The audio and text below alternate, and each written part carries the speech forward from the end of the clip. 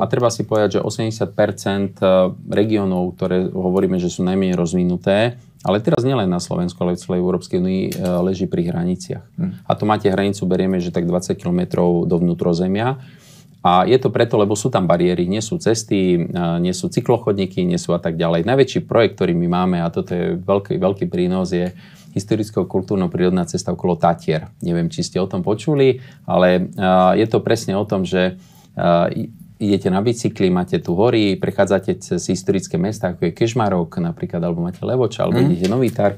Je tu len trávenie voľného času, pomoc mikroekonomike, rozvoj tohto regiónu, stravíte, oddychnete si a pritom máte krásnu scenériu a pomáhate tým lokálnym. Čiže pomôžete aj nám, zastavíte niekde najesť, prespíte. Čiže to je také zlúčenie. Je to 250-kilometrový projekt, ktorý obchádza celé Tatry. Z poľskej strany už je vybudovaná celá cyklotrasa, zo Slovenska tam nám chýba 50 kilometrov a za tento projekt sme v roku 2018 dostali európsku cenu.